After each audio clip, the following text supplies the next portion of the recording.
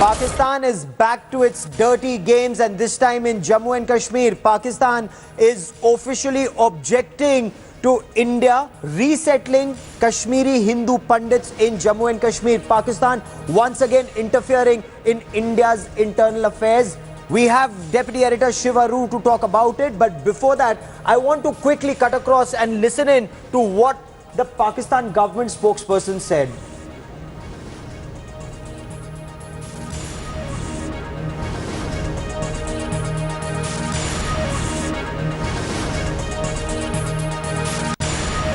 Any effort to create special dedicated townships or zones, or any other step to alter the demographic makeup of Jammu and Kashmir is in violation of the UN Security Council resolution, and we have already seen how the people of Jammu and Kashmir are resisting. देखिए, demography जो जम्मू कश्मीर की थी उसमें कश्मीरी पंडित, वहाँ के Muslims, वहाँ के Sikhs उसका एक इंटेग्रल पार्ट थे।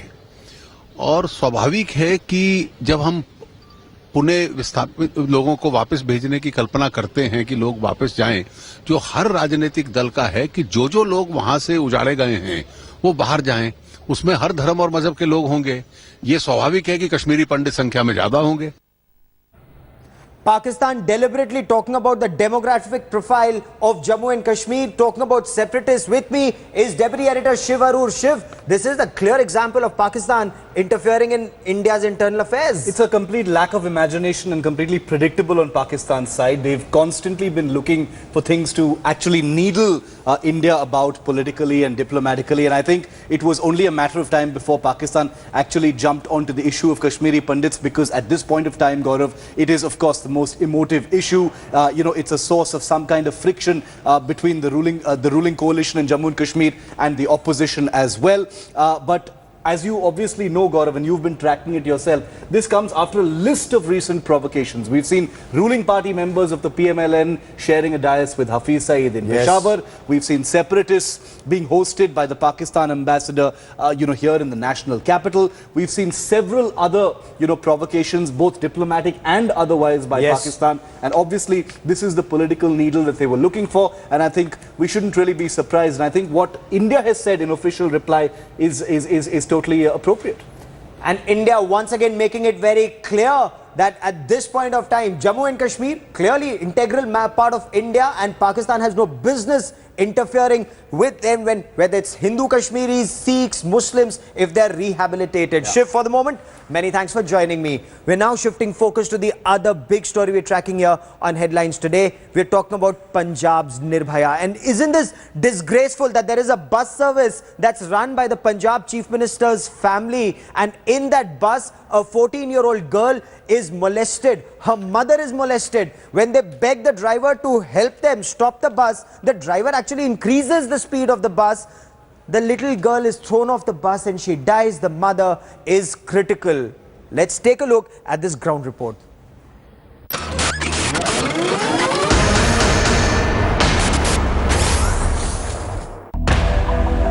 Mauled, molested, murdered.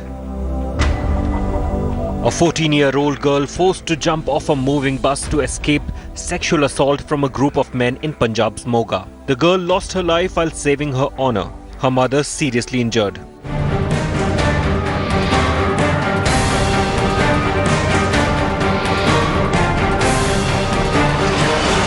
The teenager was traveling with her mother and a younger brother late on Wednesday evening when a group of men started harassing the family with lewd comments. The incident rocked the parliament on Thursday, with Congress launching a scathing attack on the Akali government in Punjab.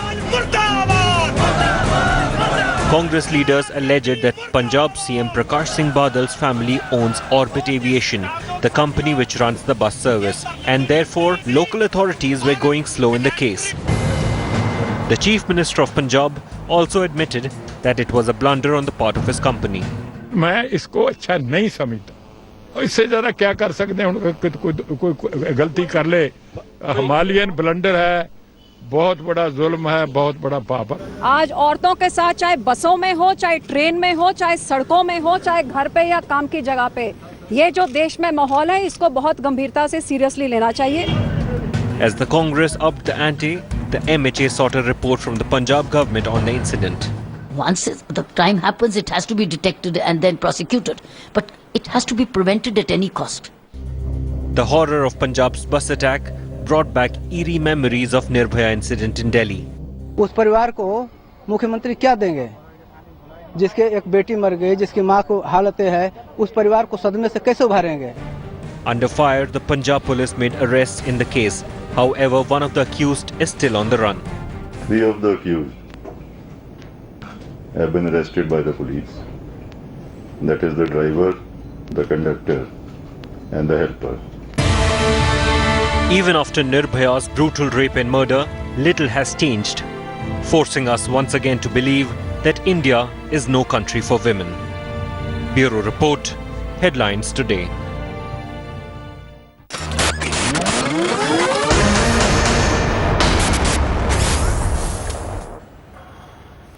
After Nirbhaya's gang rape and murder in Delhi, Harsimrat Kaur Badal had targeted not just the Delhi Chief Minister, Sheila Dikshit, then Delhi Chief Minister, but also the then Union government. Why different yardsticks now? And I want to bring in Mr. Harsharan Singh Bains. He is the National Advisor on National Affairs to the Punjab Chief Minister, Prakash Singh Badal. He joins us on the broadcast. Mr. Bains, welcome on Headlines Today. Explain this to us, sir. A 14-year-old girl is molested, her mother is molested in a bus run by the Chief Minister's family. What action is being taken? The opposition says this is a part of a wider malaise in Punjab. It's not just an isolated incident, sir. There are two parts of your question. One is that that incident has taken place. Now that is of course an outrage against humanity. It's a disgrace to the nation, disgrace to Punjabis, disgrace to our government, disgrace to everybody.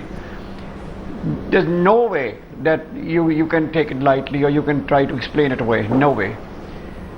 The second part of your question is what action is being taken because it happens to belong to certain political families. As soon as this thing happened, within hours, the 3 of the 4 accused are behind the bars. Cases have been registered, and all the necessary legal action is already on the ground. Sir, this is a part of a wider malaise. Wider malaise is what Bhagwant Maan of the Aam Aadmi Party says. The allegation is, Saiya bhai Kotwal to dar kahe ka. That is the attitude of the drivers, that every driver thinks, I am Sukhbir Badal, and that is why no action is taken. If that was the belief of the driver, that he can get away with it, we have proved him wrong. We have got him behind the bars within hours. So if that is the belief of anybody, that he can get away with it, just because he happens to know me or somebody else, no way, because we have proved it wrong. If the driver did believe that, he has been shown his place.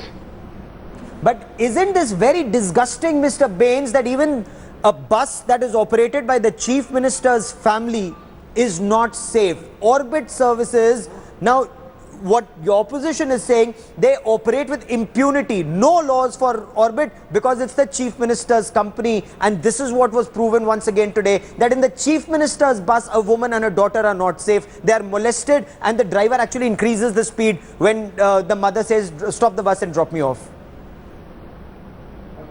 See, Gaurav, I will not respond to what the opposition is saying, but I'll respond to every question that you ask me. The crime took place. Nobody is saying it didn't take place. Nobody has tried to cover it up. Nobody has tried to deflect attention from it. Nobody has tried to downplay its significance. We consider it as disgraceful, as shocking as you do. And we have taken the strictest possible.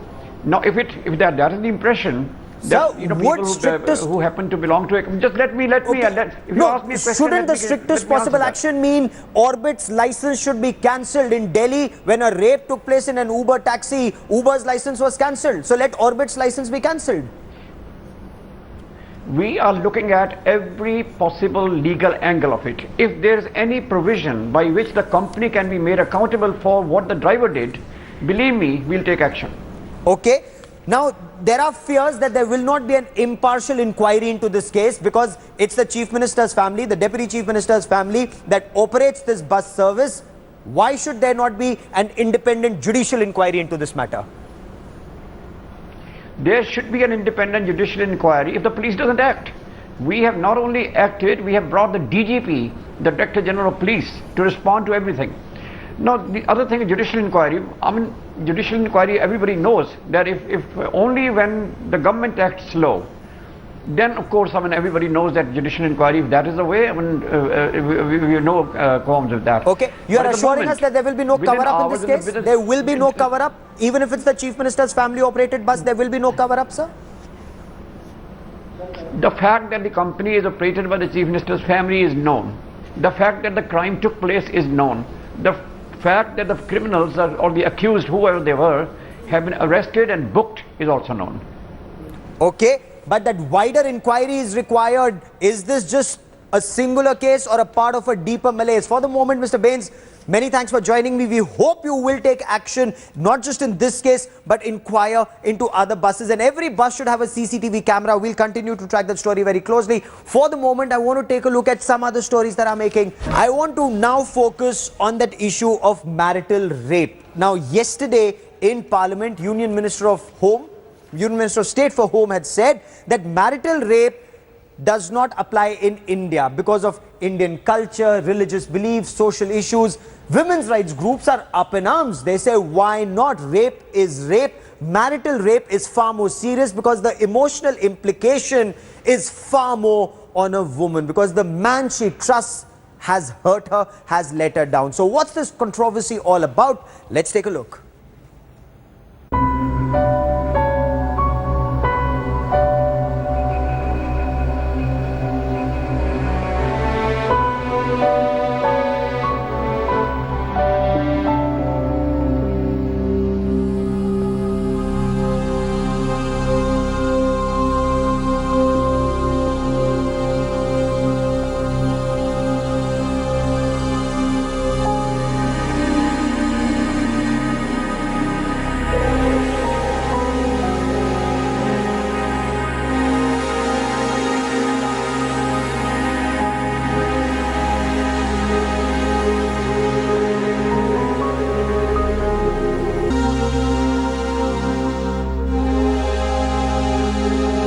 How can one rape be okay and another rape not?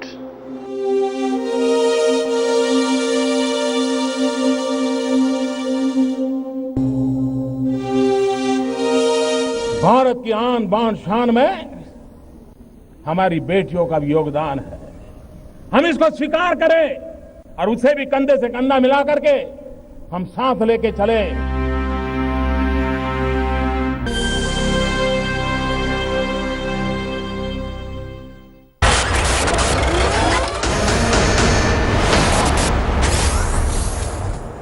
I have two legal eagles who face off on the broadcast. Aman Sinha represents the BJP. With me is also Supreme Court advocate Karuna Nandi.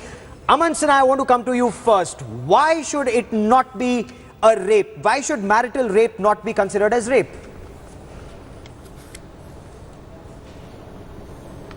No, such an offence, no, it's already an offence under IPC, Gaurav, and there are many sections of the IPC which already provide a remedy and punishment for such an offence under section 498, under 325.